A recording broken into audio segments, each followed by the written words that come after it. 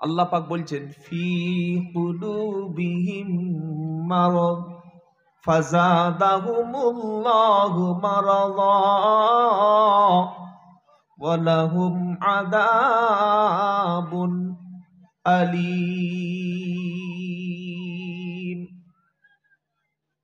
এই অন্তর যখন কারোর অসুস্থ হয়ে যাবে, চিকিৎসা যদি সে না করে, এই রোগটা বাড়তেই থাকবে।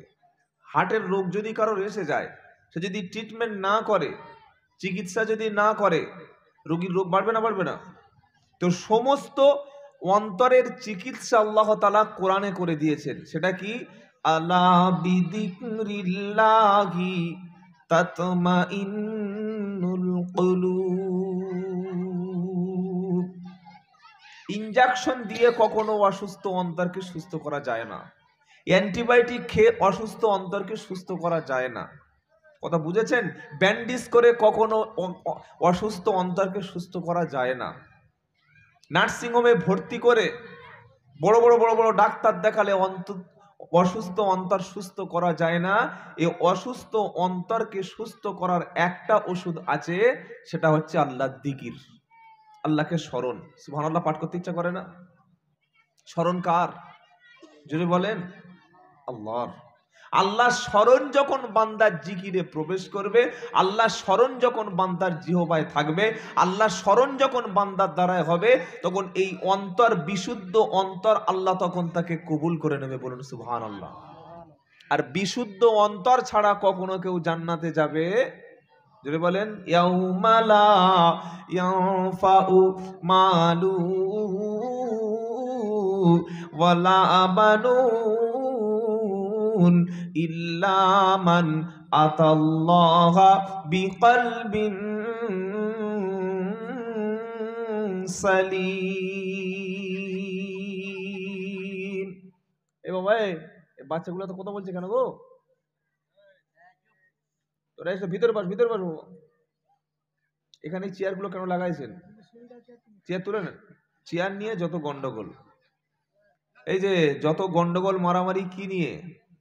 প্রধানমন্ত্রীর চেয়ার, মুখ্যমন্ত্রীর চেয়ার, এমএলএর চেয়ার, এমপির চেয়ার। আমাদের পশ্চিমবঙ্গে 294টা সিট আছে এমএলএ সিট। এটা ঠিক বললাম না ভুল বললাম?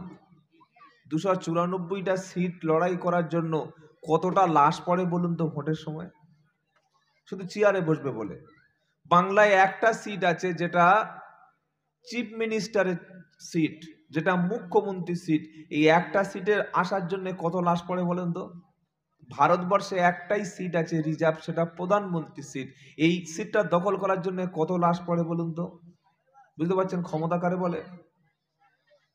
তো যাই হোক, আল্লাহ আমাদের সবাইকে যেন আখেরাতে জান্নাতের চেয়ার দান করেন, সকলে বলুন আমিন। যেটা শোনাচ্ছিলাম, অন্তর বিশুদ্ধ হবে, জান্নাতের দরজা খোলা থাকবে। সুবহানাল্লাহ পড়েন। ইয়াউমা লা ইয়ানফাউ মালু ওয়ালা বানুন।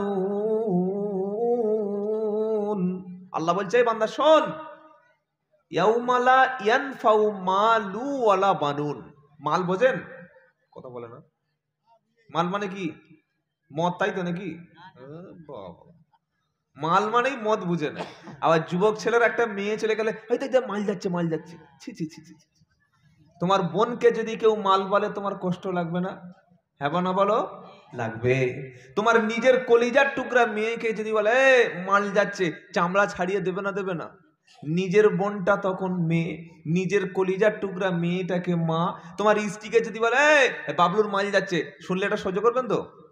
কথা বলে না, সহ্য করবে না। আপনার মাকে যদি বলে মাল যাচ্ছে দেখ, এটা সহ্য করবে? সহ্য করবে। মা একটা মেয়ে, স্ত্রী একটা মেয়ে, বোন একটা মেয়ে, আবার মেয়েও একটা মেয়ে। 4টে মেয়ের বাইরে তো কোনো মেয়ে নাই। আছে? যেটা আছে সেটা হিঁচড়ে আছে, এই টোল ট্যাক্স গুলো তো থাকে। কি বুঝলেন? তো এই 4টে মেয়েকে যদি কেউ মাল বলে, পৃথিবীর কোনো মানুষ সহ্য করবে না। কিন্তু যখন কোনো ছেলে, বখাটে ছেলে, যার যৌবন টকবক টকবক করছে, বিয়ে করবে বলে ওর বিয়ে দেয় না বাপ। সারাদিন বাপের সামনে ফোন করছে, বাপের হুঁশ নাই, বলে আমার ছেলে এখন ছোট। ও ছোট আছে? ও 24 বছর বয়স হয়ে গেছে, গ্রাজুয়েশন কমপ্লিট করেছে, এখন ছোট আছে? এই বিয়ে দিলে কি খাওয়াবো, কোথায় খাবে? আপনি যদি আপনার ছেলেকে তার চরিত্র ঈমান হেফাজতের জন্য বিয়ের ব্যবস্থা করেন, রুজি পৃথিবীতে কারোর রুজি কেউ আনে না। একটা কথা মাথায় রেখে দেবেন, পৃথিবীতে রুজির মালিক হচ্ছে আল্লাহ, আর যার রুজি আল্লাহ তাকেই দিয়ে দেন। আমি যুবকদের বলছি, সব জায়গায় বলি, যদি কোনো যুবক নিজের চরিত্র, নিজের ঈমান হেফাজতের জন্যে, নিজের দৃষ্টি হেফাজতের জন্যে, নিজের ঈমানকে বাঁচানোর জন্য, যদি আল্লাহ সন্তুষ্টির জন্য, জেনা ব্যভিচারের হাত থেকে বাঁচার জন্য যদি বিয়ে করে, আল্লাহ তাআলা এর রিস্কের ব্যবস্থা করে দেবে। বলুন সুবহানাল্লাহ।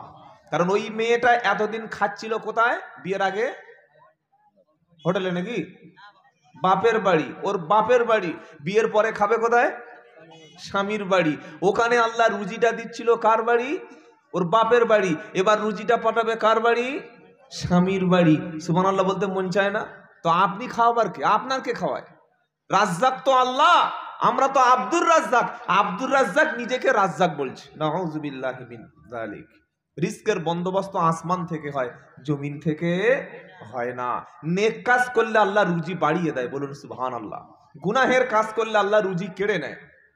মদ খাবেন, সুদ খাবেন, জেনা ব্যভিচার করবেন, চুরি করবেন, হারাম মাল কিনবেন, হারাম মালের ব্যবসা করবেন, চোরাই মালের ব্যবসা করবেন, পাচার করবেন, রুজি থাকবে না, রুজি কেড়ে নেবে।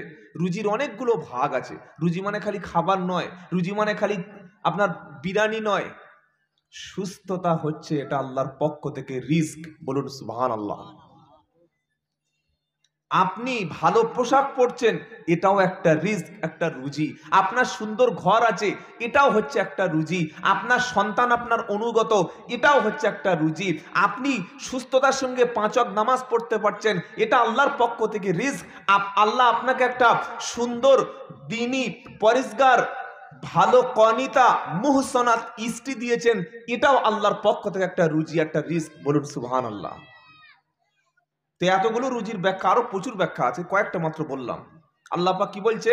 ইয়াউমা লা ইয়ানফাউ মালু ওয়ালা বানুন। কিয়ামতের দিন মাল এবং সন্তান সন্তানাদি এগুলো তোমার কোনো উপকারে আসবে না। দুনিয়ায় মাল থাকলে তখন দুনিয়ায় সম্মান করে, হ্যাঁ না বলেন? অশিক্ষিত মূর্খ সমাজের চোখে যে অপরাধী লোকটি যখন পয়সাওয়ালা হয়, সকলে তখন তাকে সালাম দিতে শুরু করে। লোকটি যখন পয়সাওয়ালা হয়, শ্বশুর বাড়ি গেলে জামাই পয়সাওয়ালা সম্মান পায়, গরিব জামাই শ্বশুর বাড়ি সম্মান পায় না। কি পায়? হ্যাঁ না বলবেন তো? লোকটি পয়সাওয়ালা হলে মিথ্যাকে নাহককে হক বলে দিলে মানুষ সেটাকে গ্রহণ করবে। বললাম বাবু ঠিক বলেছে। আর ইমাম সাহেব কোরআন থেকে কথা বললে ইমাম এর কথা শুনতে রাজি হবে না। পয়সাওয়ালা যদি বড় মিথ্যাবাদী হয়, ওর মিথ্যাটা সমাজে প্রতিষ্ঠিত হতে 2 মিনিট সময় লাগবে না। আপনারা কি বলছেন বলেন? এই বাবা, মিথ্যাবাদী লোক ওর মেয়ের বিয়েতে যদি 2000 লোকের দাওয়াত করে খাওয়ায়, সকলে বলবে লোকটা খুব ভালো লোক, খুব পাকা লোক। সুদখোর যদি মারা যায়, সুদখোরের মরণের 10 দিন পরে, 40 দিন পরে 3টে গরু 4টে মোষ মেরে যদি খানা হয়, আমার মতো আব্দুল্লাহ জুবায়ের যদি দাওয়াত পায়, ওর জন্য কাঁদবে। 2000 লোক খাবে আর বলবে লোকটা খুব ভালো ছিল। সুদখোর বলছে ভালো ছিল। আর আল্লাহর নবী কি বলছেন? সুদের 70টা পাপ আছে, 70 ধাপ, 70টা লেভেল আছে। সবচাইতে ছোট নিম্ন স্তর, একদম মানে যেটা লোয়েস্ট, এর নিচে কোনো নাই। ওই অপরাধটা কি? নিজের মায়ের কাছে রাখতে থাকা, নিজের মাকে জিনা করা, নিজের মাকে বিয়ে করা, নিজের মাকে বিছানায় যাওয়া। বলুন তো, পৃথিবীতে কোনো সন্তান যদি নিকৃষ্ট বদমাশ এরকম যদি খবর পান যে নিজের মায়ের সঙ্গে ফিজিক্যাল রিলেশন করে, শারীরিক সম্পর্ক করে, একে পাড়ার লোক রাখবে? রাখবে? তো অফিসার আসলে তাকে সালাম দিয়ে সামনে বসাচ্ছেন, বলছে আমার জামাই LIC অফিসার। কি অফিসার বলেন? LIC বলছে লাইফ ইন্স্যুরেন্স কর্পোরেশন অফ ইন্ডিয়ার অফিসার। পাড়ার লোক বলছে বিশাল ব্যাপার, রাস্তাতে সালাম দে। জুমার দিন এসে বলছে সোজা অফিসার সামনে বসবে, খুতবা শুনবে। মিলাদে চেয়ার উপরে চেয়ার দেয়, অফিসার নিচে বসে আছে। LIC অফিসার জামাই হলে বিশাল ব্যাপার। অথচ ও তো জাহান্নামের এজেন্ট। এলআইসি মানে কি বলেন? জাহান্নামের এজেন্ট। ওর কাছে আল্লাহর ভয় নাই। আর বর্তমান জামানায় সুদের এত রমরমা, সুদ ছাড়া পা তুলতে পারবেন না। কি বলছেন বলেন? আপনি সুদ খাবেন না, নামাজ পড়বেন, কিন্তু এই যে ইসরায়েলের ষড়যন্ত্র, ইসরায়েল নামক ইহুদি রাষ্ট্রটা তারা বিশ্বব্যাপী যে ইন্টারেস্টের প্রচলন তারাই শুরু করেছে, অথচ নিজেরা নিজেদের মধ্যে তারা কখনো সুদ খায় না। আপনি শুনলে অবাক হয়ে যাবেন। ইসরায়েলের ষড়যন্ত্রগুলি যদি আমি বর্ণনা করি আপনারা অবাক হয়ে যাবেন। ইসরায়েলের ইহুদিরা জীবনে তাদের অর্থনৈতিক ফিনান্সিয়াল ট্রানজাকশন, তাদের যে অর্থনীতি পরিকাঠামো আছে, এটার মধ্যে এক পয়সা তারা সুদ খায় না। তারা নিজেদের কোনোদিন সুদ দেয় না, নিজেরা স্বাবলম্বী। কিন্তু বিশ্বের অর্থনৈতিক অবস্থার মধ্যে তারা সুদ সিস্টেম, ফিনান্সিয়াল ট্রানজাকশনের মধ্যে ইন্টারেস্ট সিস্টেম তারাই চালু করে দিয়েছে। কেন? ঈমান নষ্ট করার জন্যে, গরিবদের শোষণ করা। সুদে গরিব ধ্বংস হয় আর ধনী ধনী হতে থাকে, কিন্তু এক পর্যায়ে এই ধনীর সব শেষ হয়ে যায়। আজকাল আমাদের মায়েদের মধ্যে সুদ এসে গেছে, মেয়েরা সুদ খাচ্ছে। অনেকে বলবেন মেয়েরা সুদ খাচ্ছে, এটা কি ধরনের কথা বলছেন? এই যে মহিলা সমিতি বলে একটা সুন্দর সিস্টেম আছে আপনাদের এলাকায়, মনে নাই? আমাদের 24 পরগনা বারাইপুরে আছে, মহিলা সমিতি আছে, বন্ধন আছে, লোন আছে। হাজির বাড়ি, গাজির বাড়ি, আর ইমাম সাহেব আর মৌলভী সাহেব আর পীর সাহেব আর কাজী সাহেব আর গাজী সাহেব, কি সবাইকে যুক্ত করে দেওয়া হয়েছে। ইল্লা মাশাআল্লাহ, একান্ত যার আল্লাহ দেখে ভয় অন্তরে আছে, হয়তো 100-র মধ্যে 5 জন বা 6 জন খুব বড় পরেশগার মুত্তাকি, সুদ থেকে নিজেকে দূরে সরিয়ে রাখে। হয়তো 1 জন 2 জন 4 জন আছে, জুড়ে দেবে। এটা ইসরায়েলের প্ল্যান, যে ঈমান ধ্বংস করতে হলে মুসলমানরা শুকরের মাংস খাবে। কথা বলে না? এই রাস্তার মাঝখানে বা আপনাদের এখানে বাজার কত দূর? এই নিশ্চিন্তপুর মার্কেটে সকালবেলা শুকরের মাংস ঝুলিয়ে দিয়েছে, দিয়ে বলছে ভাই 20 টাকা কেজি, খেয়ে দেখ মজা পাবি। খাবে কেউ? 10 টাকা কেজি ফ্রি অফ কস্ট, খেয়ে যা, আলু দিয়ে রান্না করবি, জমে যাবে, চামড়া তুলে দেবে, শুকরের মতো পিটবে না। তো এই মুসলিম বেল্ট, মুসলিম এলাকা দিয়ে শুকরের মাংস বিক্রি করতে বাড়ি কোথায়? মেয়েরা একদম বর্ধমান ডিস্ট্রিক্ট পার করে, আপনার বর্ধমান পার করে দেবে না দেবে। কিন্তু ইহুদিরা জানে মুসলমানরা তো সুদ খাবে না, এদের ঈমান নষ্ট, এই শুকর খাবে না। এদের ঈমান নষ্ট করার জন্যে অর্থের মধ্যে সুদ ঢুকিয়ে দেব। ঘর করতে পারছো না, ব্যাংকের অফিসার বোঝাবে, লোন নাও 10 লাখ টাকা হাউস লোন নাও, ব্যাস ঘর হয়ে যাবে, সুদ ঢুকে গেল। গাড়ি কিনতে পারছো না, 4 চাকা গাড়ি কিনবে, বাইক কিনবে, 2 হুইলার্স 4 হুইলার্স কিনবে, নাও 10 লাখ ইন্টারেস্ট নাও ব্যাংক থেকে একটা কার লোন নিয়ে নাও 1.5 লাখ টাকা লোন নিয়ে তোমার ইচ্ছে মতো গাড়ি কেনো। এবার মাসে মাসে ইএমআই দিতে কিস্তি দিতে ওর সঙ্গে 5 or 7 or 10% সুদ আপনাকে দিতেই হবে, এটা মাস্ট। কোথায় যাবেন বলেন? যাবেন কোথায়? খাবেন কোথায়? আমাদের মায়েদেরকে এইভাবে তাদেরকে সুদের সঙ্গে ইনভলভ করে দেওয়া হয়েছে। আর আল্লাহর নবী কি বলেছেন? সুদের সবচাইতে ছোট পাপ নিজের মাকে বিয়ে করা। এই বাক্য, এই নবীর হাদিস শোনার পরে মুসলমান কিভাবে সুদের সঙ্গে সম্পর্ক রাখতে পারে? আর বড় পাপ কোরআন, ইয়া আইয়ুহাল্লাযীনা আমানুত্তাকুল্লাহা ওয়া দারু মা বাকিয়া মিনার রিবা। আরবিতে সুদকে বলে রিবা। কি বলেন? সুদের আরবি রিবা। ইয়া আইয়ুহাল্লাযীনা আমানুত্তাকুল্লাহা, হে বিশ্বাস ঈমানদারেরা, আল্লাহ দেখে তোমরা ভয় করো। ওয়াদারু মা বাকিয়া মিনার রিবা, সুদের কারবারকে তোমরা ত্যাগ করো। ঘোষণাকার মুফতি সাহেবের ঘোষণা, মুয়াজ্জিন সাহেবের ঘোষণা, দেওবন্দীদের ঘোষণা, নাকি ফুরফুরাদের ঘোষণা? কারোর ঘোষণা না, ঘোষণা করেছেন যিনি, আল্লাহ হলেন। তিনি ঘোষণা করছে আমানুত্তাকুল্লাহ, প্রথমে আল্লাহ শোনাচ্ছে আল্লাহকে ভয় কর, ওয়াদারু মা বাকিয়া মিনার রিবা, সুদের কারবারকে ত্যাগ কর, ইন কুনতুম মুমিনিন, ঈমান যদি রাখতে চাস, নিজেকে মুমিন বলে আল্লাহর সামনে যদি তুলে ধরতে চাস, বন্ধনকে ছেড়ে দে, মহিলা সমিতিকে তওবা করে ফিরে আয়, লোন থেকে তওবা করে নিজেকে গুড়িয়ে নে। যদি বলিস পারবো না, কোরআন শোনাচ্ছে ফা ইল্লাম তাফআলু ফাআদানু বিহারবিম মিনাল্লাহি ওয়া রাসূলিহি, আল্লাহ বলছেন সুদ যদি না ত্যাগ করো, ইন্টারেস্টকে যদি তওবা করে না ছেড়ে দাও, আল্লাহ এবং রাসূলের সাথে যুদ্ধের জন্য হাতে অস্ত্র তুলে নাও। একজন দাঁড়িয়ে বলুন যে আল্লাহর সঙ্গে যুদ্ধ করবো, বলুন। এই যে কি বলছেন আপনারা, আল্লাহর সঙ্গে যুদ্ধ করতে হবে না, আল্লাহর মাখলুকের সঙ্গে কেমন পারো, আল্লাহর সৃষ্টির সঙ্গে যুদ্ধ করো। কার সঙ্গে? সৃষ্টির সঙ্গে। আল্লাহ সৃষ্টি বোঝেন। ছোট্ট একটা প্রাণী আছে, যে প্রাণীর নাম হচ্ছে বলতা। বলতা বোঝেন? এই হলুদ মতো একদম, কি বলে আপনাদের এখানে? ওই বলতা 14 থেকে 15টা যদি কামড়ে দেয়, সালাউদ্দিনের বাপেরা চেনা যাবে না। চেনা যাবে? আল্লাহ সৃষ্টির সঙ্গে লড়বে না, আল্লাহর সঙ্গে লড়া দূরের কথা। এরকম বড় 3 ফুট সাপ কামড়ালে বর্ধমান হসপিটালে নিয়ে ওকে অক্সিজেন দেওয়া লাগবে, মারা যাবে। আমাদের 24 পরগনায় বিষাক্ত সাপকে বলে কেউটে সাপ। আপনাদের এখানে কি বলে? কেউটে চেনেন না? ওই সাপ যদি জলসা শুনছেন বসে, সোজা এসে মালটা লুঙ্গির তলায় ঢুকে গেছে, চুপচাপ বসে থাকবেন তো? কথা শুধু লুঙ্গির তলায়, এখানে প্যান্ডেলের মধ্যে একবার ঢুকলে হয়। কে হাফ যাবে পুকুরে, হাফ যাবে ঢালাই রাস্তায়, হাফ এদিকে চলে যাবে। আর আমি মনে হচ্ছে বসে বসে জলসা করবো নাকি, কোথায় উড়ে চলে যাবো তার ঠিক নাই।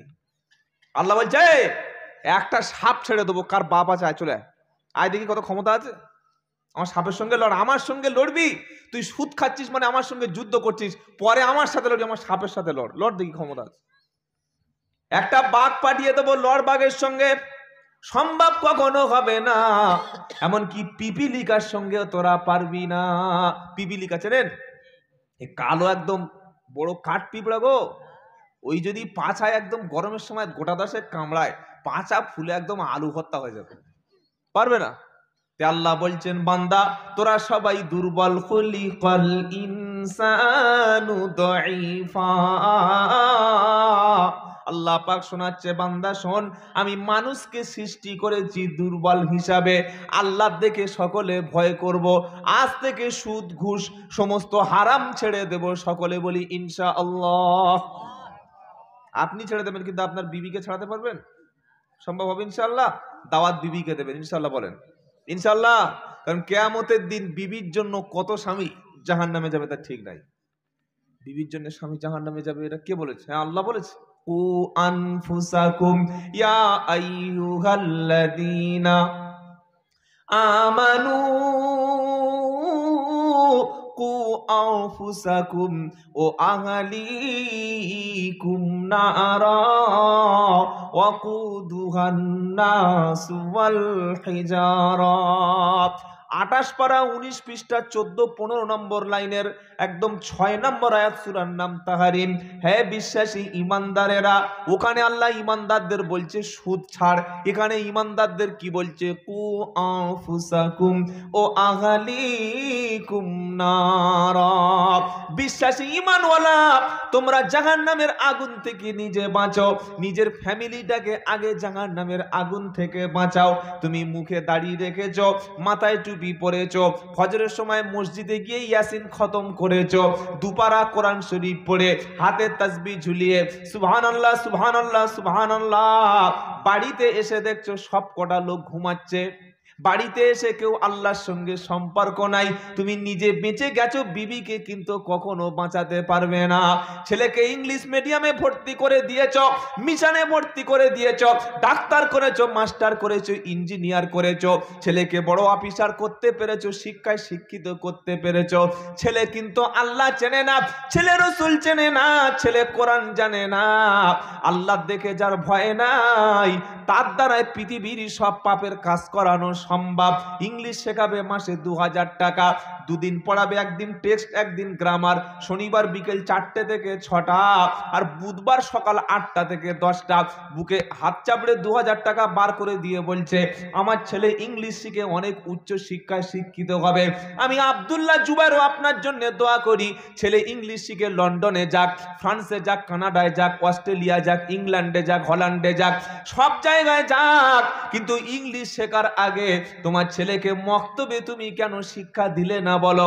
এই শিক্ষাটা দেওয়া তোমার জন্য ফরজ ছিল। এই শিক্ষা যদি না দিতে পারো, ডাক্তার হবে কিন্তু পেশাব করার সময় ও ডাক্তার পেশাব বসে করবে না, পেশাব করে জীবনে পানি নেবে না। আর পেশাব করে পানি নেয় না যারা, নাপাক হলো তারা, নাপাক কখনো আল্লাহ জান্নাত পাবে না। আপনার এলাকায় কুকুর আছে? কুকুর খেয়ে নিয়েছেন সব? আছে? কুকুর আছে, গরু আছে, ছাগলও আছে, আছে না বাবা? কুকুর পেশাব করার পরে পানি নেয়, অন্তত অল্প করে 1-2 ফোঁটা তো নেয়। ছাগল পানি নেয় না, গরুতে পানি নেয় না, কারণ ও জাতটাই নাপাক। কুকুর পাক না নাপাক? কথা বলে না, কুকুর নাপাক। আর এখন মুসলমানের বাড়িতেই নাপাক প্রাণী পোষার হুড লেগে গেছে। দামি পয়সাওয়ালা যে, তার বাড়িতে দরজায় লেখা আছে কুকুর হইতে সাবধান, আছে না? বুলডগ এলসেসিয়ান, বলছে হুজুর মাল একটা কিনেছি, দেখো বলতে বলতে মাল চলে এসেছে। এ কুকুর নয় গো, সে কালো মাল, এরকম বড় বড় চুল, বাড়িতে অফিসার নাই, ডিউটি গেছে, ম্যাডামের কোলের কাছে শোয় কুকুর। কি বুঝলেন? ম্যাডাম মুখে কিস করছে কুকুরের, আপনার ইউটিউবে দেখবেন, যদি আমি মিথ্যা কথা বলি সার্চ করে দেখেন, ম্যাডাম কুকুরের মুখে কিস করছে, কুকুর ম্যাডামের জিভটা চেটে দিচ্ছে, মুখটা পালিশ করে দিচ্ছে। বলছে কুকুরের নাম কি রেখে জানেন? ডলি। কি নাম রেখেছে বলেন? ডলি। আল্লাহ নবী বললেন বিনা কারণে কুকুর পুষলে রহমতের ফেরেশতা তো তোমার ঘরে আসবে না, আসবে না। আর দ্বিতীয়, তোমার আমলনামা থেকে প্রত্যেকদিন 1 কিরাত নেকি কেটে নেওয়া হবে। যাও, তুমি কোথায় যাবে যাও। কুকুর প্রেমী মুসলমান, অথচ আল্লাহ নবী প্রাণীকে যথেষ্ট ঘৃণা করতেন। কেন? এটা জন্মগতই ভাবে নাপাক, এটা পাক নয়। আপনার ছেলে ইংলিশ পড়লো, ইংলিশে অনার্স করলো, অনেক বড় মাস্টার্স ডিগ্রি করলো, শিক্ষিত সমাজে প্রয়োজন। ওই শিক্ষিতর কি দাম? যে শিক্ষিতর মধ্যে ঈমান নাই, যে শিক্ষিতর মধ্যে আল্লাহ নাই, যে শিক্ষিতর মধ্যে রসুল নাই, যে শিক্ষিতর মধ্যে নবীর সুন্নাত নাই, যে বাপ মাকে সম্মান করতে পারে না, যে বসে পেশাব করার অর্জনটুকু করতে পারেনি, যে জুমার নামাজটুকু পড়তে পারে না, বাপের জানাজা পড়তে পারে না, মায়ের জন্য হাত তুলে কখনো কাঁদতে পারে না, যে শিক্ষিত ব্যক্তি আল্লাহর কালামটুকু খুলে দেখতে পারে না, ওটা দুনিয়ার শিক্ষায় শিক্ষিত, ওকে আল্লাহ কখনো এডুকেটেড বলে না। কথা মনে থাকবে ইনশাআল্লাহ। তো আল্লাহর কাছে এডুকেটেড কারা? কোরআন, ইন্নামা ইয়াখশাল্লাহা মিন ইবাদিহিল, কি হবে? উলামা না ডাক্তার না মাস্টার না গ্রাজুয়েশন? কি বলছেন? ইন্নামা ইয়াখশাল্লাহা মিন ইবাদিহিল উলামা। 22 পারা সূরা ফাতিরের একদম 28 নম্বর আয়াতে ডান দিকের পৃষ্ঠার নিচের থেকে 4-5টা লাইন উপরে আল্লাহ পাক শোনাচ্ছে, আমার বান্দাদের মধ্যে লক্ষ লক্ষ বান্দা আছে, কিন্তু বান্দাদের মধ্যে সবচাইতে বেশি ভয় করে ওলামা সম্প্রদায় যারা। জোরে বলুন সুবহানাল্লাহ। কোন ব্যক্তি যখন ইলম অর্জন করবে, কোরআন শিখবে, নবীর হাদিস শিখবে, তাকে দিয়ে সুদের মাল বিক্রি করানো যাবে? জোরে বলেন। তাকে দিয়ে কখনো কুকুরের মতো দাঁড়িয়ে পেচ্ছাপ করানো যাবে না। তাকে তার বিবির মুখ কখনো পৃথিবীতে কেউ দেখতে পাবে না। তার বাড়িতে কখনো গান বাজনা অনুষ্ঠান হবে না। তার বাড়িতে সুদের অর্থনৈতিক অবস্থা চলবে না। তার বাড়িতে জেনা ব্যভিচার থাকবে না। তার কথাটা সম্পূর্ণ নবিয়ানা কথা হবে। তার দ্বারায় নামাজ কাজা হবে না। তার দ্বারায় কখনো মানুষ খুন হবে না। তার দ্বারায় সমাজের গরিব মানুষ নির্যাতিত হবে না। তার দ্বারায় মানুষ উপকৃত হবে। তার সে মানুষকে শান্তিতে ঘুমাতে দেবে। আর আল্লাহর দিকে সবচাইতে ভয় করে যে আলেমরা, ওরা হলো আলেমে হাক্কানি। কথা মনে থাকবে ইনশাআল্লাহ। আল্লাহর দিকে ভয় যাদের দিলে আছে তারাই আল্লাহকে, আল্লাহ বলছেন তারাই সবচাইতে সম্মানিত। বলুন সুবহানাল্লাহ। টাকা আছে সম্মান নাই, এ লোকের দাম আছে? প্রচুর টাকার মালিক, তার পিছনে লোক গালাগালি করে, ওই শালা গেল, বলে মোর শালা মোর, ব্যাস, তোর সম্মান কি আছে? অনেক ডিগ্রি, অনেক বিশাল ডিগ্রি, এতটা ডিগ্রি অর্জন করেছে, মরে গেছে, তার জন্য কোন লোক চোখের পানি ফেলার লোক নাই। কি দাম আছে? কোনো দাম নাই। 14ই আগস্ট বাংলাদেশে বিশ্ব বরেণ্য মুফাসসিরে কোরআন আল্লামা দেলওয়ার হোসেন সাঈদী রহমতুল্লাহ আলাইহ চলে গেছেন। পৃথিবীর এমন কোন মুসলমান নাই যার চোখের পানি পড়ে নাই শুধু কোরআনের ভালোবাসার জন্য। বলুন সুবহানাল্লাহ। তার বিরুদ্ধে বাংলাদেশের বর্তমান যদি ফেরাউন বলে কাউকে দেখতে চান, হাসিনাকে দেখে নেবেন, জ্যান্ত ফেরাউন। কথা বুঝতে পারছেন না? যত ওলামায়ে দেওবন্দ, যত ওলামায়ে হাক্কানি বাংলাদেশে সব জেলখানায় আছে। একটা ভালো আলেম বাইরে নাই, একজন দুজন, সব জেলখানায়। 13টি বছর সাঈদী সাহেবকে জেলে আটকে রাখা হয়েছিল। ধর্ষণ, চুরি, ডাকাত, খুনি, যত রকমের ক্রাইম সব সাজানো হয়েছিল। কোরআনের খাদেম ছিলেন, তাই 13 বছর জেল খাটার পরেও আল্লাহ তার সম্মান পৃথিবীতে 1 ইঞ্চি 1টা ডেসিবেল নিচে নামিনি, বরং উপরে উঠে গেছে। বলুন সুবহানাল্লাহ। সম্মানের মালিক তো আল্লাহ। আপনি আজ থেকে যত পাপ আছে, গোপনের পাপ, প্রকাশ্য পাপ, গোপনের পাপ, প্রকাশ্য পাপ, পাপগুলো ছেড়ে দিন, অটোমেটিক আপনি সমাজের চোখে, আল্লাহর চোখে, দুনিয়ার চোখে, সোসাইটির চোখে, বন্ধু বান্ধবদের কাছে আপনি আপনার সম্মান আল্লাহ বাড়িয়ে দেবে। বলুন সুবহানাল্লাহ।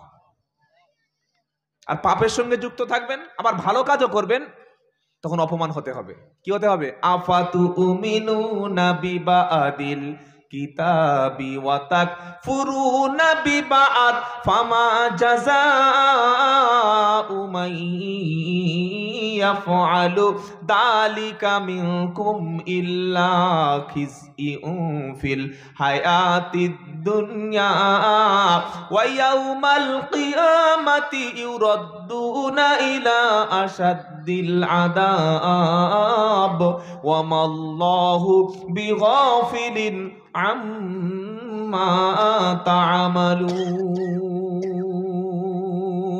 পদে পদে লাঞ্ছনা আল্লাহ কাদের দেবে কোরআনে শুনিয়ে দিয়েছে। প্রথম পারা 13 পৃষ্ঠা 6 নম্বর লাইনের একদম 85 নম্বর আয়াত, সূরা নাম বাকারা। কোরআন শোনাচ্ছে আফাতু উমিনুনা বিবাদিল কিতাবি ওয়া তাকফুরুনা বিবাদ ফামা জাযাউ মান ইয়াফআলু যালিকা মিনকুম ইল্লা খিজইউন ফিল হায়াতিদ দুনিয়া। কিছু কথা মানবে যখন, কে বলছে? কথা বলে না আল্লাহ। এই কথাগুলো কার শোনাচ্ছি? গল্প শোনাচ্ছি বলে মনে হচ্ছে? কিছু কথা মানবে যখন, আল্লাহ বলছে তোদের কাছে যে কোরআন দিয়েছি না, কিছু কথা মানবে যখন, কিছু কথা মানবে না, দুনিয়াতে তোমার তখন সম্মান বলে থাকবে না। থাকবে বিবি দিনের বেলায়, হাসবে বিবি সবার দেখে, হাসবে বিবি সবার দেখে, তোমার ভালোবাসবে না। কোটি টাকার মালিক হবে, খাবার তোমার কি পয়সা আছে, পয়সা, এত পয়সা খালি গুনছে, খাস খাস খাস খাস খাস খাস গুনেই যাচ্ছে। রাত্রেবেলা খেতে পারে না, ডাক্তার বলেছে একদম রেড মিট চলবে না, মাটির তলার জিনিস চলবে না। 40 বছর বয়সে 420 সুগার নিয়ে ঘুরছে। আল্লাহ ডায়েট কন্ট্রোল করে দিয়েছে। হারাম খাবি, মানুষের কাঁদাবি। গরিব মানুষ কাজ করেছে, পয়সা দে, বলছে কালকে পয়সা দিয়ে দেবো। গরিব মানুষ কাজ করে পয়সা দেয় না, এরকম বেঈমান আছে না আমাদের সমাজে? কত বড় নাফরমান, গরিব মানুষকে ঠকায়। কাজ করেছে বাবা, সন্ধ্যাবেলা এসছে।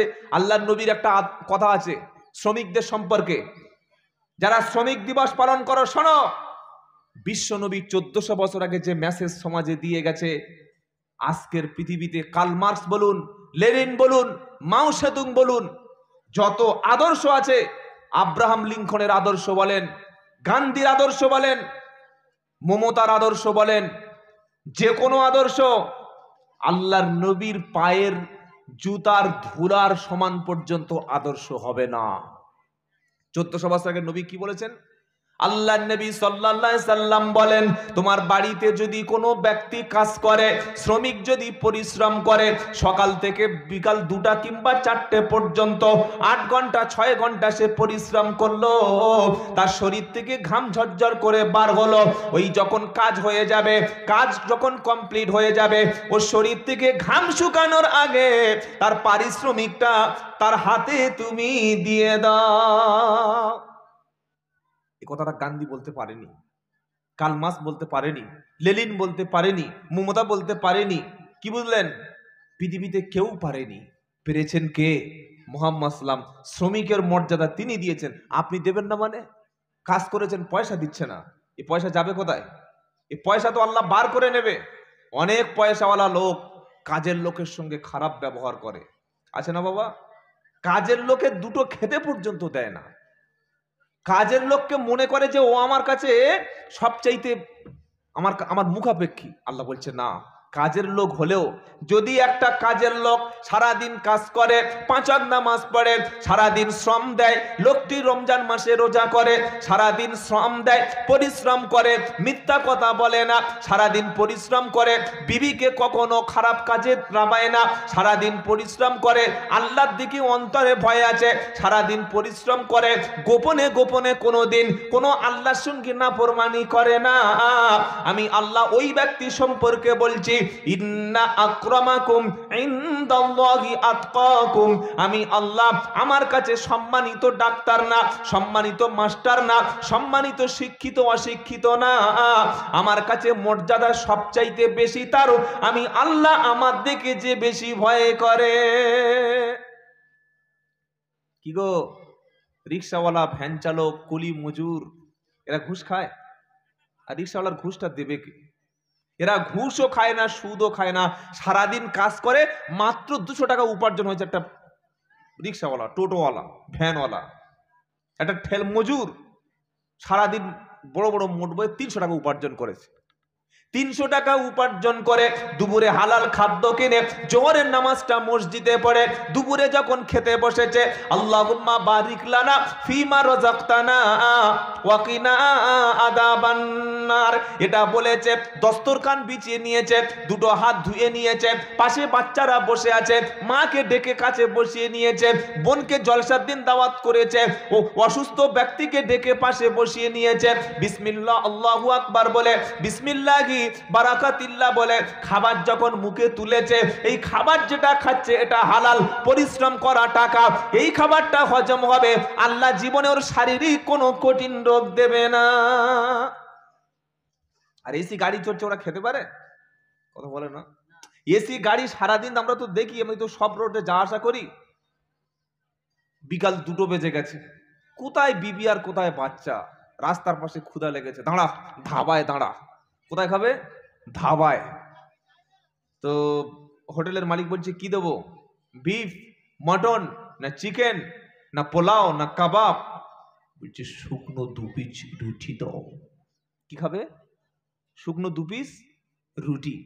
তো বলছে ওই শক্তিগড়ের যে ল্যাংচা আছে মাল দেবো? বলছে ল্যাংচা খেলে আমি ল্যাংচার মতো শুয়ে পড়বো। কি ওর কপালে নাই, ওর কপালে নাই। এসি গাড়ি চড়তে পারে, শরীরটা ঠান্ডা হতে পারে, ওর মন জ্বলছে কিন্তু কেন?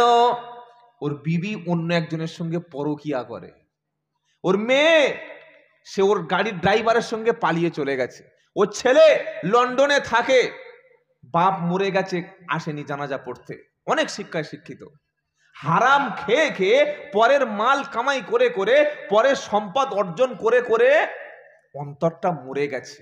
আল্লাহ থেকে দূরত্ব তৈরি হয়ে গেছে। আমি তো বলি সবচাইতে সুখী বর্তমানে যারা 3 থেকে 400 টাকা 500 টাকা উপার্জন করে, বিবি বাচ্চাকে নিয়ে একসঙ্গে খায়, মাকে নিয়ে একসঙ্গে খায়, প্রতিবেশীকে খেতে দেয়, আর এশার নামাজ পড়ে শুয়ে পড়লো, ফজরের নামাজ জামাতে পড়ে, সারাদিন কাজে বার হয়ে যায়। এর চাইতে সুখী ব্যক্তি বর্তমানে কেউ কেউ নাই।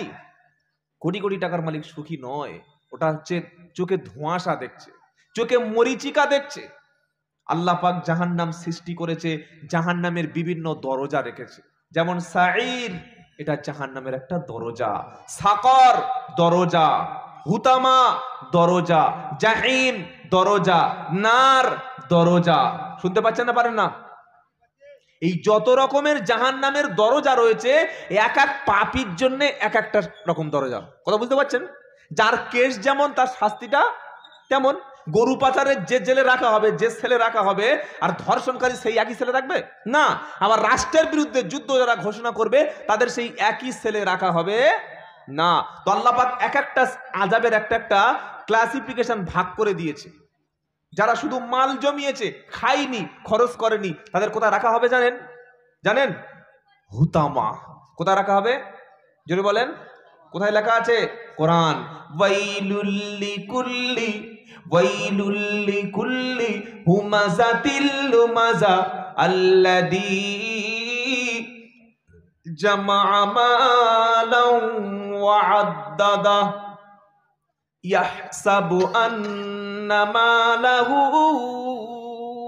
আখলাদা কাল্লা লা ইউমবাদান্না ফিল, বলেন কি হতে পারে? হুতামা। ওয়া মা আদরাকা মাল হুতামা নারুল্লাহিল মুকাদা আল্লাতী তাত্তালিউ আলাল আফইদা ইন্নাহা আলাইহিম মুসাদা ফি আমাদিম মুমাদ্দাদা। খালি কোরআন সারা জীবন খতম করেছে, যতবার জীবনে কোরআন খতম করেছেন, একবার কি ইচ্ছা হয় না যে আল্লাহর কালামটা কি বলছে নিজের মাতৃভাষা একটু পড়ে দেখি? ইচ্ছা হয় না? হাফেজকে ডেকে 3000 টাকা দিয়ে বাপের খতম পড়িয়েছেন, ওই যোগ্য আলেমকে ডেকে বলেনি তো হুজুর আপনি আমার বাড়িতে 1 মাস খাবেন, 1 মাস আমার বিছানায় ঘুমাবেন, আর পুরো কোরআনটা বাংলা একদম ভালো করে অনুবাদ করে দেন, আপনার 10,000 টাকা দেবো? ইচ্ছা হয়েছে কোনোদিন? খালি খতম চালিয়ে গেছে। খতম করুন, সওয়াব আছে, অসংখ্য সওয়াব আছে, বরকত আছে, সাকিনা নাজিল হবে। কিন্তু আল্লাহ যে উদ্দেশ্য নিয়ে কোরআন পাঠিয়েছে সেই উদ্দেশ্য তো হাসিল হলো না। জাহান্নামের বিভিন্ন দরজা, বিভিন্ন সেল, বিভিন্ন গেট, মাল কামানো ব্যক্তিদের জন্য আল্লাহ বলছে, কি বলেছে? হুমাজা। এই আল্লাহ কি বলেছেন? হুতামা। ওয়াইলুল লিকুল্লি হুমাযাতিল লুমাযা। আল্লাহ বলছে শোন, সামনে নিন্দা করে, পিছনে নিন্দা করে, এই রকম প্রত্যেক ব্যক্তির জন্য ঠিকানা ওয়াইল নামক জাহান্নাম। ওয়াইলটা জাহান্নামের উপত্যকা। উপত্যকা বোঝেন? বিশাল পাহাড়, ওই 2 পাহাড়ের মাঝখান থেকে, 2 পাহাড়ের মাঝখানে যে অংশটা আছে এটার নাম হচ্ছে উপত্যকা। এরকম উপত্যকা জাহান্নামের এমন একটা জায়গা, সবচাইতে কঠিন জায়গা ওয়াইল। ওয়াইলুল লিকুল্লি হুমাযাতিল লুমাযা। সামনে নিন্দা করে, পিছনে নিন্দা করে, দুরকম কথা আল্লাহ বলছেন। সামনে দেখবেন কোনো ব্যক্তি সামান্য একটু ভুল করলে, হয়তো ভুলের অপরাধ একরকম ছিল, তার সামনে তার বংশ খারাপ, তোর রক্ত খারাপ, তোর স্বভাব চরিত্র খারাপ, তোর জাত খারাপ, একদম মা মাসি গোষ্ঠী শুদ্ধ উদ্ধার করে দিচ্ছে সামনে। এরকম লোক আছে না? নাই? আছে না? বিশেষ করে মেয়েদের, নিজের স্ত্রীদের উপরে কখনো বাপ মা তুলে গালাগালি দিও না। অনেক হতভাগা মুসলমান আছে, বিবিকে সারাদিন নির্যাতন করে, বিবির মুখের উপর বাপের বংশ তুলে কথা বলে, তোর বংশ খারাপ, রক্ত খারাপ, কোন বংশের আমি চিনি, তোর বাপের বাড়ির সব লোক খারাপ, তাকে পশুর মতো মারে, আবার রাত্রেবেলা তার সঙ্গে শারীরিক মিলন করে। নবী বলছে তোদের লজ্জা লাগে না? এই দিনের বেলা তাকে গরুর মতো প্রহার করলে, রাত্রেবেলা শুরু করে দিলি? ছি ছি ছি ছি ছি। স্ত্রীর মুখের উপরে তার বাপ মাকে নিয়ে কখনো কটূক্তি করো না, তার বংশ নিয়ে কখনো ঠাট্টা বিদ্রুপ করো না, তার বাপের বাড়ির অবস্থান তুলে তাকে লাঞ্ছনা যেন করো না। কি ইসলাম আমাদের শিক্ষা দিয়েছে দেখেন। খালি নামাজ পড়লে হয়ে গেল? নামাজ পড়ুন, নামাজের সাথে সাথে চারিত্রিক যে উন্নতি সেটা আপনার তো হতে হবে।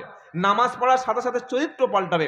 সাবান মেখে, শ্যাম্পু মেখে সাবান মাখার পরে শরীর যদি কোনো পরিবর্তন না আসে, পরিষ্কার পরিচ্ছন্ন না আসে, তো লাভটা কি আছে? নামাজ 40 বছর পড়েছেন, অথচ বিবিকে যখন ঝগড়া করে, বিবির সঙ্গে 2 দিন 3 দিন 4 দিন 5 দিন 10 দিন 12 দিন 20 দিন পর্যন্ত কথা বলে না, এরকম মুসলমান সমাজে আছে না নাই বলো? এটা মুসলমান না হনুমান? বাড়িতে গিয়ে বালিশে মাথা দিয়ে ভাববেন যে আমি হনুমান না মুসলমান আছি এখনো।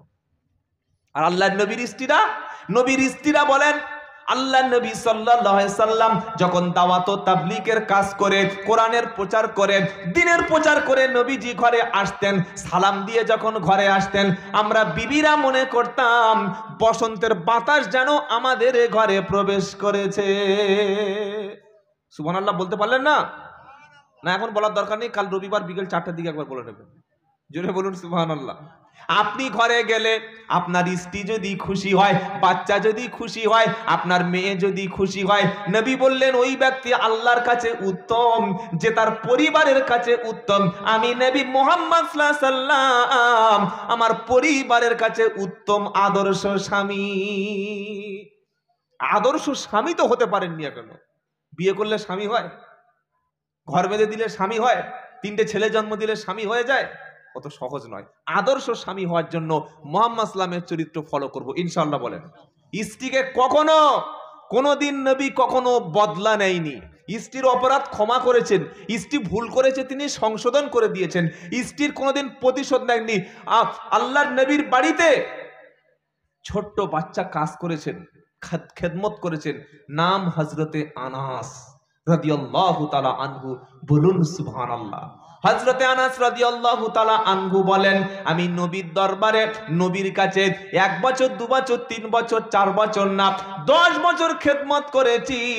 একটা দিনের জন্য আল্লাহর নবী কখনো মারা দূরের কথা, প্রহার করা দূরের কথা, কখনো বলে নাই যে আনাস এই কাজটা করলে কেন, এই কাজটা করলে না কেন, এমন কথা কখনো আমাদের বলল না। আদর্শ বুঝতে পারছেন? এই আদর্শ আমাদের মধ্যে আনবো ইনশাআল্লাহ। বলেন ইনশাআল্লাহ। বলেন, মানুষকে ক্ষমা করতে শিখুন। ক্ষমা সবচাইতে যিনি বেশি করতেন তিনি মুহাম্মদ সাল্লাল্লাহু। সুন্দরতম আখলাক ছিল দয়ার নবীজির, দ্বীনের তারে ছিলেন তিনি অতি বড় বীর, অতি বড় বীর। সুবহানাল্লাহ। সুন্দরতম আখলাক ছিল দয়ার নবীজির, দ্বীনের তারে ছিলেন তিনি অতি বড় বীর, অতি বড় বীর। সবাইকে তিনি করিতেন ক্ষমা। সুবহানাল্লাহ বলতে ইচ্ছা করে না? শুধু মুসলমান নয়, ইহুদিদেরও ক্ষমা করেছেন। সুবহানাল্লাহ বলতে ইচ্ছা করে না? সবাইকে তিনি করিতেন ক্ষমা, করুক যতই বড় ভুল। আর আমরা খালি জামা গুলিয়ে বসে আছে, আয় শালাকে দেখে নেব। কি কাউকে ছাড় দেয় না, গরিব দুর্বলকে ছাড় দেয় না। এই চরিত্র আমাদের। নবীর থেকে চরিত্র নেন। সবাইকে তিনি করিতেন ক্ষমা, সবাইকে তিনি করিতেন ক্ষমা, করুক যতই বড় ভুল। ওগো নামটি তাহার বিশ্ব নবী মুহাম্মদ রাসূল, মুহাম্মদ রাসূল, মুহাম্মদ রাসূল সাল্লাল্লাহু আলাইহি ওয়াসাল্লাম। ক্ষমা করতে শিখুন, মর্যাদা আল্লাহ বাড়িয়ে দেবে। জান্নাতে যারা যাবে তাদের একটা চরিত্র, অনেকগুলো চরিত্র আছে জান্নাতি ব্যক্তিদের, একটা চরিত্র তারা মানুষকে ক্ষমা করে। সুবহানাল্লাহ বলেন। কোথায় লেখা আছে? সূরার নাম আল ইমরান। 4 পারা 6 পৃষ্ঠা একদম তৃতীয় লাইন 135 নম্বর আয়াত কি বলছে? ওয়াসারিউ ইলা মাগফিরাতিম মির রাব্বিকুম ওয়া জান্নাতিন আরদুহাস সামাওয়াতু ওয়াল আরদ উইদ্দাতুল লিল মুত্তাকিন আল্লাযীনা ইউনফিকুনা ফিস সাররাই ওয়াদ দাররাই ওয়াল কাযিমিনাল গায়যা ওয়াল আফিনা আনিন নাস ওয়াল্লাহু ইউহিব্বুল মুহসিনিন। আল্লাহু আকবার একবার পড়ার দরকার ছিল। কি সব আশ্চর্য লোক, বর্ধমানের লোক এত বোকা কবে থেকে হয়ে গেল? কোরআন শুনলে আল্লাহর বড়ত্ব প্রকাশ করতে হবে। আল্লাহু আকবার, কি সুন্দর কথা আল্লাহ বলছে। আল্লাহর কালাম কিছু বলছেন নাকি গো? শেষকালে যে বাঁচে উনি বলে শেষকালে একটা কথা বলবো। ও আচ্ছা, ঠিক আছে। আল্লাহ পাক বলছে তুমি ক্ষমা করতে শেখো, আমি তোমার জান্নাত দিয়ে দেবো। সুবহানাল্লাহ বলেন। তবে কাদের ক্ষমা? নবী ক্ষমা করতেন যারা ভুল করেছে সেই ব্যক্তিদের, কিন্তু যারা ষড়যন্ত্রকারী, যারা ইসলাম ধ্বংসকারী, যারা জেনে শুনে নবীর উপরে শত্রুতা করেছে তাদের জন্য ক্ষমা নয়, তাদের প্রতিশোধ, তাদের কি, তাদের শাস্তির ব্যবস্থা আল্লাহ করতে বলেছে। কিরকম? মদিনার একটা সম্ভ্রান্ত মহিলা চুরি করলো, নবীর আদালতে যখন বিচার দেওয়া হলো, আল্লাহ নবী সাল্লাল্লাহু আলাইহি সাল্লাম বিচারের ফয়সালা করে দিলেন, চোরের শাস্তি হাত কাটা। চোরের শাস্তি কি? চোরের শাস্তি কি গো? চোরের শাস্তি হাত কাটা। এই আইনটা যদি বাস্তবে চলতো, আমাদের দেশের 99% নেতা মন্ত্রী জেলখানায় হাত কেটে পড়ে থাকতো। রড চুরি, ইট চুরি, ঢালাই রাস্তার চুরি, চাকরি চুরি, গরু চুরি, আর বলবো পশু খাদ্য কেলেঙ্কারি, লালু। কি ভুল বলছি বলে মনে হচ্ছে নাকি? অনেক জায়গায় গেলে কি বলে জানেন? কানে কানে হুজুর রাজনীতির কথা বলবেন না। কেন? আমরা মেরে খাচ্ছি, বলবেন না। তো রাজনীতি যদি না বলবো, সুদ নিয়ে যদি না বলবো, ঘুষ নিয়ে যদি না বলবো, নারীর পর্দা নিয়ে যদি না বলবো, মদ খদ্দের বিরুদ্ধে যদি না বলবো, তাহলে এখানে একটা গাজন গান দিয়ে আমরা চলে যাই। কি বলছি? খারাপ বলছি বলে মনে হচ্ছে নাকি? ইমাম সাহেবকে বলছে হুজুর আমাদের এলাকা খুব ডেঞ্জারাস এলাকা, সুদ বলবেন না, ঘুষ বলবেন না, মদের বিরুদ্ধে বলবেন না, কিচ্ছু বলবেন না। কি বলবেন? কবরে কি হবে ওই বলো। বোকা কথাকার। আল্লাহর নবীর শত্রু একটাও থাকতো না যদি নবী সমাজ থেকে এই সুদ না তাড়াতেন। আবু জাহেল, আবু লাহাব তো নবীর সঙ্গে মিউচুয়াল আন্ডারস্ট্যান্ডিং করতে চেয়েছিলেন, জানেন না? আবু জাহেল বলছে মোহাম্মদ, বললে কি? বললে আমাদের 360টা, আর তোমার তো একটা। কে? আল্লাহ। আমাদের লাত, মানত, এই হাবল, হবল, কত রকমের দেবতা আছে। বৃষ্টির দেবতা, এই বাচ্চা হওয়ার দেবতা, ফসলের দেবতা, হাজার হাজার দেবতা। তো এক কাজ করো না, তোমাদেরটা আমারটা দুটো একসঙ্গে করে দাও না, আমরা মাঝে মাঝে গিয়ে তোমার কাছে যাবো, আল্লাহর কাছে গিয়ে আল্লাহ আল্লাহ করে আসবো, আর তুমি এসে এই সব বড় বড় দেবতা আছে এদের কাছে একটু মাথা নিচু করবে, ঝামেলা চুকে যায়। কোয়ালিশন সরকার, কিছু 6 মাস তোমাদের, 6 মাস আমাদের। আল্লাহ নবী বলছে আল্লাহ কি বলছে, এরা যে প্রস্তাব দিচ্ছে, যে প্রস্তাব আমার কাছে রাখছে, আমি কি অ্যাকসেপ্ট করব? আল্লাহ পাক কি বলছেন? কুল ইয়া আইয়ুহাল কাফিরুন, হে কাফের সম্প্রদায় শোন, তোরা যাকে মাবুদ বলে মনে করিস, আল্লাহ নবীকে আল্লাহ বলাচ্ছে, বলো তোরা যাকে মাবুদ বলে মনে করিস, তোরা যার ইবাদত করিস, আমি তার ইবাদত করি না। বলুন সুবহানাল্লাহ। লাকুম দীনুকুম ওয়ালিয়া দীন, তোদের জীবন ব্যবস্থা, তোদের কৃষ্টি, তোদের কালচার, তোদের পোশাক, তোদের বিহেভ, তোদের আচরণ, তোদের ইবাদত, তোদের সংস্কৃতি, তোদের অর্থনৈতিক পরিকাঠামো, তোদেরটা তোদের ধর্ম আছে, তোদেরটা তোদের দিন, আর আমি তো পেয়েছি দ্বীনে ইসলাম। বলুন সুবহানাল্লাহ। আমারটা আল্লাহ অ্যাকসেপ্ট করেছে। কোথায় আছে? ইন্নাদ-দীনা ইনদাল্লাহিল ইসলাম। এটা 3য় পারা সূরা আল ইমরানের 19 নম্বর আয়াতে আল্লাহ বলছে, আমি আল্লাহ হাজার হাজার মতবাদকে উৎখাত করে দিয়েছি। মানুষের তৈরি মতবাদে পৃথিবীতে কখনো শান্তি দিতে পারে না। আমি আল্লাহ দিন হিসাবে, মতবাদ হিসাবে, মানুষের জীবনের সমস্ত রকম রাস্তা হিসাবে হিসাবে, চালচলন হিসাবে, ব্যবহার হিসাবে, মানুষের সব কিছুর উপরে আমি আল্লাহ দ্বীনে ইসলাম অর্থাৎ জীবন ব্যবস্থা হিসাবে ইসলামকে কবুল করে নিয়েছি। তোরা এসে আমার সঙ্গে মিউচুয়াল করতে আসছিস মানে? তো নবীর শত্রু তো থাকতো না। নবীর শত্রু থাকার কথা নয়। আপনারা জানেন না যে 40 বছর বয়স পর্যন্ত নবীর একটাও শত্রু ছিল না? ছিল। এই যে 40 বছরের মুহাম্মদ সাল্লাল্লাহু আলাইহি সাল্লাম 40 বছর বয়স হলো, মক্কার মানুষ তাকে বাহা দিয়েছে, আল আমিন বলেছে, আস সাদিক বলেছে, সত্যবাদী বলেছে, বিশ্বাসী বলেছে। তাদের সম্পদগুলো, তাদের স্বর্ণগুলো, তাদের রূপগুলো, তাদের ঘোড়াগুলি, উটগুলি, গৃহপালিত পশুগুলি নবীর কাছে বাইরে যাওয়ার সময় ফিক্সড ডিপোজিট করে রেখে যেত নবীর কাছে আমানত হিসাবে। এই নবী 40 বছর বয়সে যখন এক আল্লাহর দাওয়াত দিল, সুদের বিরুদ্ধে কথা বলল, মদের বিরুদ্ধে কথা বলল, আল্লাহর আইন বাস্তবে দুনিয়াতে চলবে, মানুষের তৈরি আইন মানুষ গ্রহণ করবে না, মানুষের তৈরি আইন মানুষ মানবে না, জমিন যার আইন চলবে তার। এই কথাটা যখন বলল সেই সময় ঝামেলা শুরু হলো। কিছু কথা বুঝে আসছে বাবা? মুসলমানদের এত শত্রু কেন জানেন? মুসলমানদের শত্রু পৃথিবীতে কেন? কই অন্য কমিউনিটির শত্রু তো নাই এত শত্রু কেন? তার কারণ কি? কারণ এই জাতটা, এই মতবাদের মানুষ, এরা একমাত্র আল্লাহর কথাটাকে বাস্তবায়ন করে, আল্লাহ ছাড়া অন্য কারোর কথা মানে না। মুসলমানদের মেয়েরা সন্ধ্যার পরে যদি উলঙ্গ ড্রেস পরে ড্যান্স করতে পারত, মুসলমানদের সব বাড়িতে বাড়িতে যদি মদ থাকতো, মুসলমানের বাড়িতে যদি সবাই সুদ খেত, সব মুসলমান যদি জেনা করত, সব মুসলমান যদি অন্যায় করত, সব মুসলমান যদি অন্যান্য কমিউনিটির মানুষের মতো গান শুনতো, শুকরের মাংস খেত, হারাম অর্থ ব্যবস্থা থাকতো, মুসলমানরা অন্য কমিউনিটির মানুষের মতো যদি উলঙ্গ বেহায়াপনা নোংরামি যদি সংস্কৃতি মেনে নিত, কখনো মুসলমানদের উপরে কেউ অসন্তুষ্ট হতো?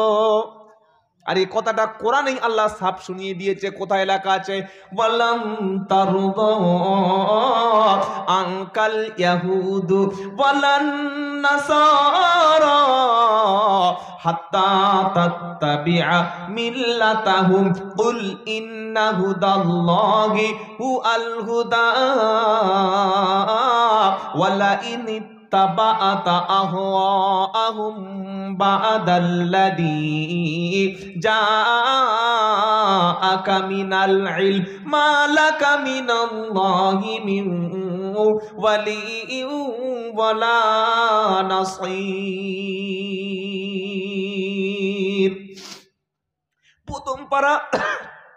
প্রথম পারা সূরা বাকারার একদম পৃষ্ঠার উপর থেকে 120 নম্বর আয়াত আল্লাহ পাক শোনাচ্ছে, শোনো। তোমাদের কোনো শত্রু থাকতো না, কেউ জঙ্গি বলতো না, কেউ এনআরসি করার কথা তোমাদের বলতো না, পাকিস্তানের ভয় দেখাতো না, তোমাদের মসজিদ কেউ ভাঙতো না, তোমাদের কেউ কখনো ক্ষতি করতো না, সবাই তোমাদের প্রতি সন্তুষ্ট হয়ে যেত। তো কোরআন শোনাচ্ছে ওয়ালাউ তারদা আনকাল ইয়াহুদু ওয়ালান নাসারা। হে আল্লাহ পাক বলছে, শোনো, ইহুদি এবং খ্রিস্টানেরা কখনো তোমাদের উপরে সন্তুষ্ট হবে না, অতক্ষণ প্রতি তোমাদের উপরে রাজি হবে না, তোমাদের সঙ্গে বন্ধুত্ব করবে না, তোমাদের প্রতি সন্তুষ্ট থাকবে না, হাত্তা তাত্তাবিআ মিল্লাতাহুম, যতক্ষণ তোমরা তাদের মিল্লাত, তাদের ধর্মের অনুসারী না হয়ে যাবে।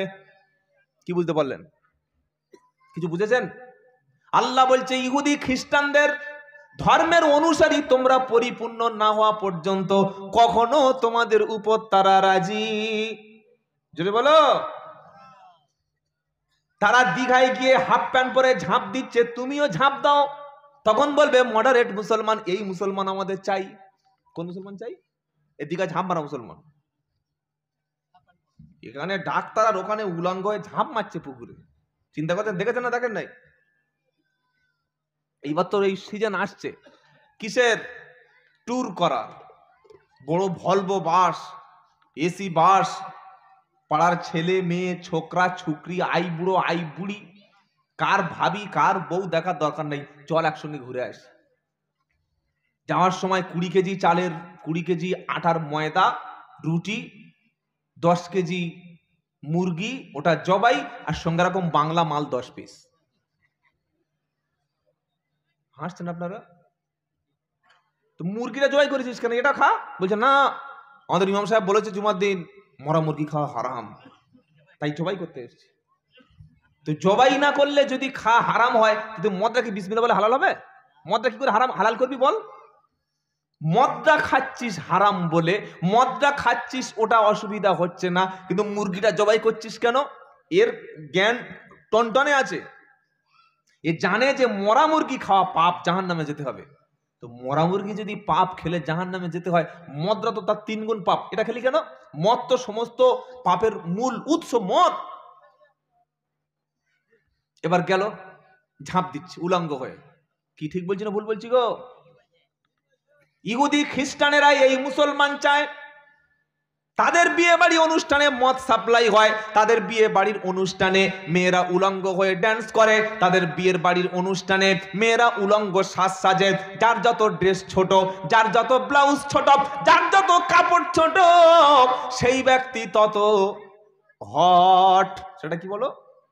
হট। হট ড্রেস পরতে পারলে সেই নাকি সাহসী মহিলা। দেখছেন এই খবরের কাগজে, দেখেন না মাঝে মাঝে আপনারা, চোখে পড়ে না? এই যে শীতকালে এসেছে বডি অয়েল, জ্যাক ওয়ালিভ বডি অয়েল বিক্রি হবে, বডি অয়েলের সঙ্গে অ্যাড দিচ্ছে যার, তার দিকে তাকালেই ছেলেদের ওজন নষ্ট হয়ে যাবে, বুড়ো লোকের স্বপ্নদোষ হয়ে যাবে, এমন তার ছবি দিয়েছে, অ্যাডভার্টাইজ করছে। কি হাসছেন আপনারা? এরা তো এই মুসলমান চায় যে মুসলমানের বিয়ে বাড়িতে ঢাক ঢোল তবলা বাজায়, কাঁসাই, ডিজে বক্স আসবে, উলঙ্গ মেয়েরা নাচবে, ওই রকম অনুষ্ঠান করলে ওই মুসলমান ইহুদি খ্রিস্টানরা চায়। কিন্তু আল্লাহ কি বলছে? না, চলবে না। ইসলাম কি বলে দিয়েছে? নট অ্যালাউ, চলবে না, আমি আল্লাহ অ্যাকসেপ্ট করব না। ইহুদি খ্রিস্টানরা সেই মুসলমান চায়, এমন মুসলমান তারা চায় যে মুসলমানরা কখনো কোরআন জানবে না, যে মুসলমানরা কখনো সুদকে না হারাম বলবে না, যে মুসলমানরা কখনো নামাজ পড়বে না, জীবনে কখনো খারাপ কাজ করবে না। বিয়ে না করাটা সমাজে অপরাধ নয়, বরং বিয়ে করাটাই অপরাধ। এখন জেনা ব্যভিচার কমন ব্যাপার, আর বিয়ে করাটা সমাজে খুব কঠিন ব্যাপার। কি বলছেন বলেন? একটা ছেলে 28 বছর, 20 বছর, 25 বছর, 30 বছর বয়স, ওকে বিয়ে করতে বলো, হবে না, সময় নেই, টাকা নেই। ওকে খবর নিয়ে দেখো 4টে থেকে 5টা গার্লফ্রেন্ড পুষে রেখেছে, ওতে ওর কোনো অসুবিধা হয় না। গার্লফ্রেন্ড আছে, গার্লফ্রেন্ড বোঝেন? গার্লফ্রেন্ড মাঝে হুর পুষে রেখেছে, দুনিয়ায় হুর।